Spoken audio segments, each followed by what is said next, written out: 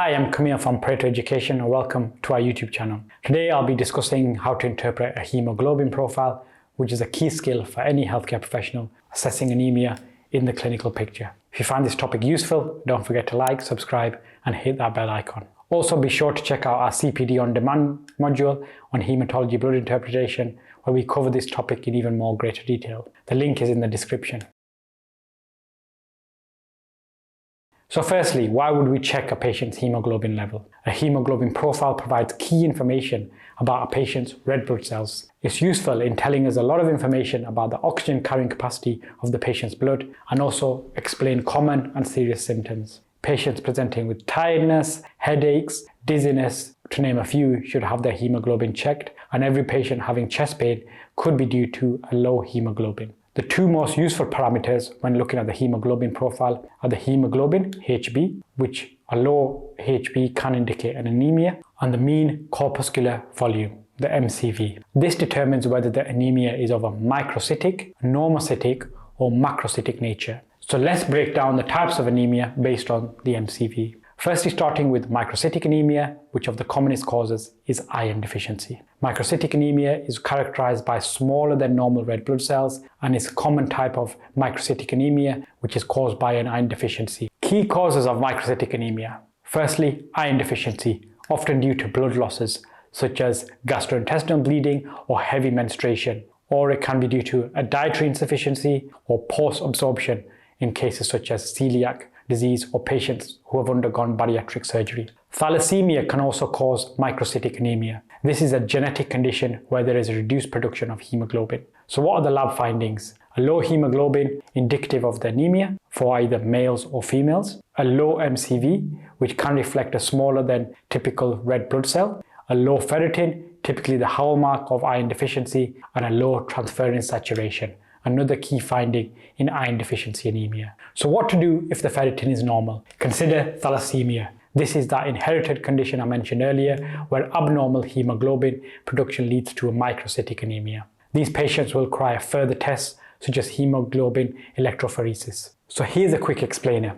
Total iron binding capacity and transferrin saturation. These two additional tests can assess the iron metabolism. Firstly, TIBC. This measures the blood's ability to bind and transport iron. A high TIBC suggests iron deficiency as the body is increasing the levels to increase its capacity to carry more iron. Transferrin saturation. This is a percentage.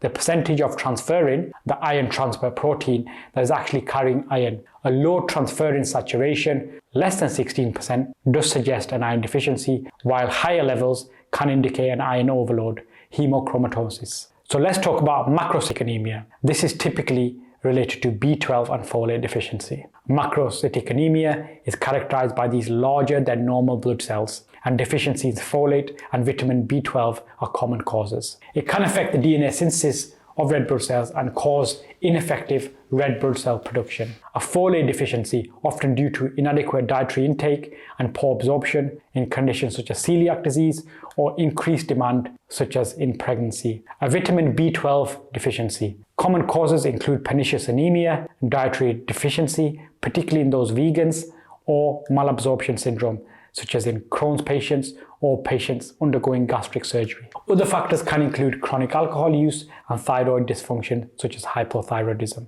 which can often contribute to a macrocytic anemia. Other common laboratory findings include an elevated MCV, which is a key feature of macrocytic anemia, low folate and B12 levels, which is diagnostic markers of folate or B12 deficiency, and a low reticulocyte count, which reflects impaired red blood cell production. Another cause of anemia is anemia of chronic disease. Anemia of chronic disease occurs in the setting of chronic inflammation, infection, or malignancy. It is commonly normocytic, but can sometimes be microcytic. Causes such as chronic inflammatory conditions, such as rheumatoid arthritis or inflammatory bowel disease, cancer and other chronic diseases such as heart disease, renal failure.